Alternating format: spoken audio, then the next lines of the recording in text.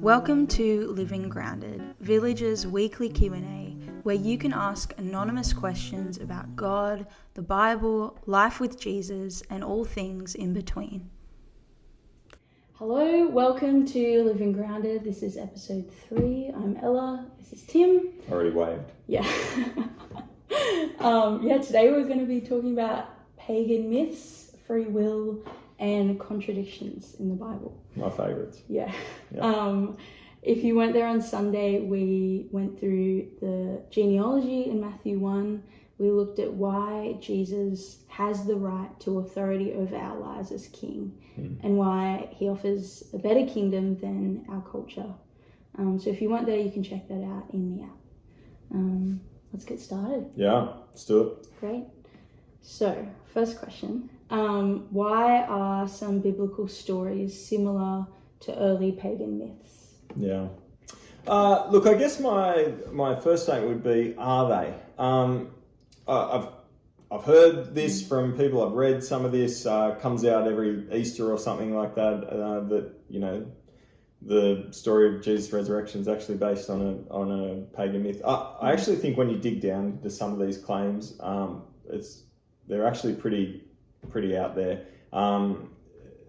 Maybe the closest one. So generally speaking, I guess I would just say I don't think there are any pagan myths that are actually anywhere near close to the biblical story. The closest one that you kind of get is, I think, is the biblical flood of Noah and the Epic of Gilgamesh of the flood. Still significant differences, the big similarity being that there's a flood and that they're both fairly ancient.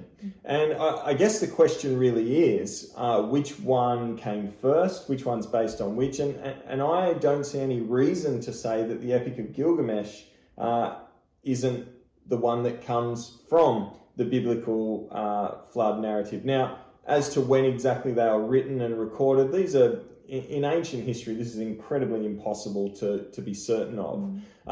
But I guess on one side of things, what it is really helpful for is giving us some confidence that, well, hang on, surely that means that there was some event that happened in history that both of these sources are recording, that there was a flood. Now, as to the exact nature of the flood and its kind of, its God ordainedness and so on, that's a whole different story. But I think we can have confidence that, for instance, the what we get in Genesis chapter 6 and so on is a better record of both what happened and its meaning, because I think the Bible gives us and God gives us many other reasons to have confidence in the Bible. Most of all, of course, to just follow the logic of this, that Jesus in his teachings and resurrection from the dead essentially gives us what I would call proof or confidence that the God who has written the Bible, has made the promises in the Old Testament and so on, is the God who is there. And so we can trust the Bible even when it tells us things different to, say, a pagan myth.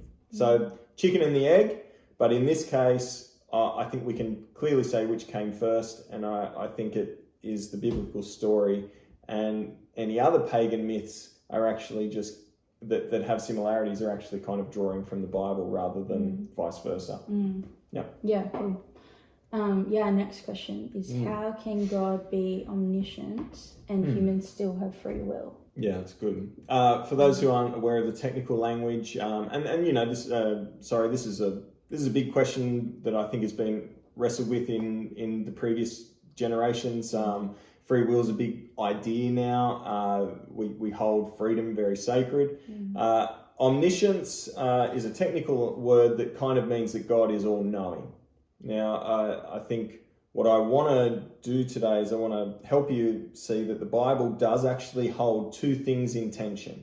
It does hold that God is omniscient or all-knowing, that actually nothing happens without except by God's will. So, Spurgeon puts this in a lovely way, as he often does. Let me just give you the first part of the quote. Every particle of dust that dances in the sunbeam does not move an atom more or less than God wishes. So every single thing that happens, every decision that humans made, every natural occurrence, seasons, all these sorts of things, nothing happens except by God's will. But at the same time, the Bible also holds that humans are truly agents who make choices. So we have agency, we make choices, and those choices have consequences. So to give you an example of that from the Bible, you've got 2 Corinthians 5 verse 10. We'll all have to stand before God, give an account for what we've done in our lives, both good and bad. Deuteronomy 30, 19 to 20 is Moses speaking on behalf of God, sets before the people, hey, before you I give you a choice of life or death, choose life. These are real choices. The Bible isn't kind of going, no, you don't really have a choice, but let's pretend like you do. But for us, we struggle to reconcile this. How can these two things be true? If God has ordained everything, then surely we aren't free. And I guess let's dig into this a little bit more. First of all, the Bible would say there is no such thing as free will. Okay, the free will is kind of, to be honest, a 20th century, so last 100 years concept that even modern philosophers have, to be honest, mostly thrown out. Let me tell you why the Bible throws it out. The Bible throws it out because of the reality of sin. So Jesus himself says, whoever practices sin is a slave to sin. To be a slave is to not have freedom. Humans who are not free by Christ are not free to glorify God, are not free to do righteousness. So you don't have free will. You are, in a sense, enslaved to your own sinful desires. But also, modern philosophers go, actually, yeah, the idea of libertarian free will doesn't actually make enough sense of how the world works and how humans work. Because all of us are so heavily influenced by our culture, by our genetics, by our parents, by whatever it might be, that in what sense can we ever really truly say we make free decisions? We don't. We make decisions coloured by all of these things. And so, this is just philosophers kind of catching up with what the Bible has always said. And so I think the language that I would prefer to use, and I think is more helpful biblically, is, again, that humans have agency, that we do make real choices that have real consequences, which, of course, accords with why we thought about free will in the first place, because it feels like we've got a level of freedom. And so I think that is true. The Bible holds that as true. We do make real choices. But then again, how do we reconcile this? Because for us, we just go, yeah, but if God's ordaining, then it feels more like fatalism, that I'm not making real choices because it was always certain. And I want to say, yes, it does feel a little bit like that, but that doesn't necessarily mean it's true. So this is the difference, I guess, between humans and God. We see this tension and we can't reconcile it. We don't see how that could possibly be reconciled. We go, no, if God is ordaining everything, then it's God's fault that we sin. Something along those lines. But here's the thing. God is not a superhuman. He's a God. Are we saying that God can't reconcile these, that reality, that can't be reality? Or should we in fact say, as I think we should, with humility, that no, we just can't see how those things could be reconciled, but that we trust God that could be true. And so I think that's how we are to live, that God is in control of everything, but that we make real choices that really matter. And can I just put a last little touch on this? Here's why this is actually really good news. If God wasn't in control of anything, how could we ever trust him? When he makes promises, when he says things like, I'm going to send a Messiah, and, all the promises about Jesus, how could we ever have certainty that that's true? How can we have certainty that we will, that he will hold us until the end? If God is a hands-off God, then he has no power, and actually he would be telling an untruth. He would be a liar. So I actually think it's really good news that God is fully in control, and even as we hold on to that, we are agents who do make real decisions that matter. Yeah, it's good. Our last question is, why are there some contradictions in the Bible? The example that was given was from 2 Samuel 15, when Absalom is rebelling against David. This seems to contradict the length of David's reign in 2 Samuel 5. What do we do with that?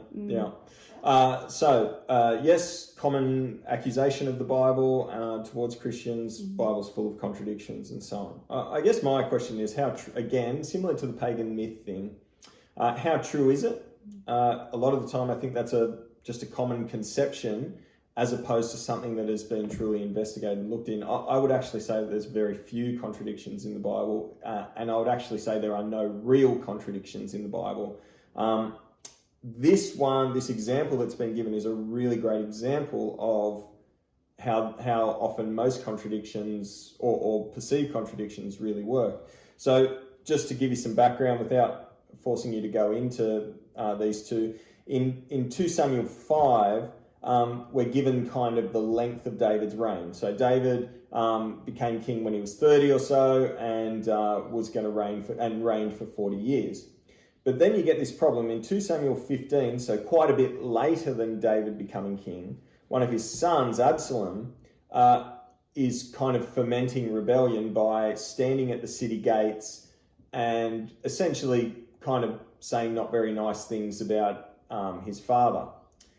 And then it says in chapter 15, verse 7, it says that after Absalom did this for 40 years, that the next thing happened. Now, here's the problem.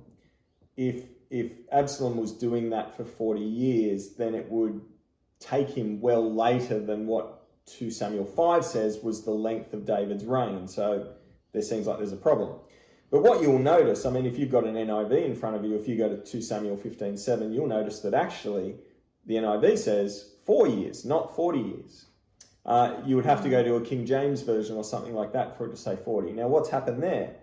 Well, it seems that there's a really easy explanation for this, which is that there was a textual error that some copyists of the Old Testament of 2 Samuel, and you need to kind of picture this. They're copying from old papyrus or scrolls and so on, and where they've seen 4 years, they've actually written down 40. So really, and in the Hebrew, it's even easier to do than it is in the English. But you can even see from the English, keep in mind, they used to scroll so tiny because paper was so precious. Someone's just miscopied it, right? So I would argue there is no contradiction there. All that's happened is a minor textual error in the copying of it.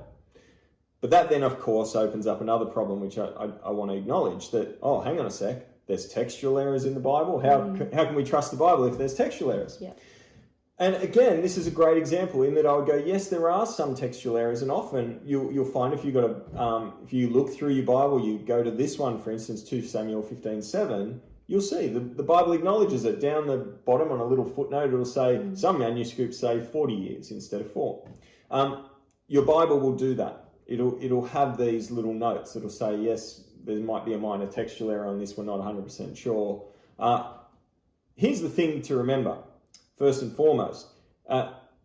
If you look at all these textual errors or perceived contradictions in the Bible and so on, none of them actually make really any difference to the central message of the Bible, the character of God, who he describes himself to be, the coming of Jesus, the purposes of Jesus, the death and resurrection of Jesus. Any major theological category, none of them are affected by any of these textual errors. They are always incredibly minor, just like this one. The difference between, say, 40 or 4 years, the difference between, say, 100,000 or 1,000 people doing something. They are part of the details, but not the central message. But maybe you're still like, yeah, but that still messes with me. If this is the inspired word of God, how can there be errors and so on and such? And I guess I would just say, I think we can still hold that this is inspired by God, but that there have been slight copy errors over the time, because here's the thing. I think you need to look at it, flip it, and look at it from the other perspective. Compared to any ancient document, compared to any document made in the last 2,000 years, you have a collection of letters and poems and narrative and all this sort of stuff that is between 2,000 and 4,000 years old. And what is incredible is that across that time, it has stayed as static as it is. That all we can say is that there are incredibly minor textual errors. No ancient document can make that claim. No ancient document has that level of manuscript evidence that compared to the Bible. And I encourage you to look that up, because I think we can have incredible confidence of what we have in our hands has been preserved by God, because, to be honest, I don't see any other way that we could have gotten it the way that we did, the way that we do. And so, yeah, I think you can have confidence in the Bible. And so many of these contradictions and so on, I actually think when you investigate them, they can be resolved just as kind of simply, usually, as this one. Yeah, that's helpful. Well, yeah, great questions. We didn't get time to answer all the ones submitted today, but we'll save them for another time. We'll come back to them. We haven't forgotten you. Yes. Is there anything coming up this week? No, just encourage you to get along this Sunday. Keep looking at Matthew's Gospel, Jesus' birth narrative, the coming of the Magi, and the threat of Herod, and so on. And next week we're doing a thing called Taste and See. Encourage you, if you know someone who isn't a Christian but who's investigating Christianity, or there's someone you would like to invite to investigate Christianity, I'm welcoming people into our home. We're going to do dinner for people over the next kind of 4 weeks on a Tuesday night, and encourage people to wrestle with, to taste and see, essentially, who is Jesus? What does it mean for us? And why could he possibly be the best news in the world? Yeah, that's good. We'll send out some more information about that soon. But yeah, have a great week. We'll see you Sunday. Bye.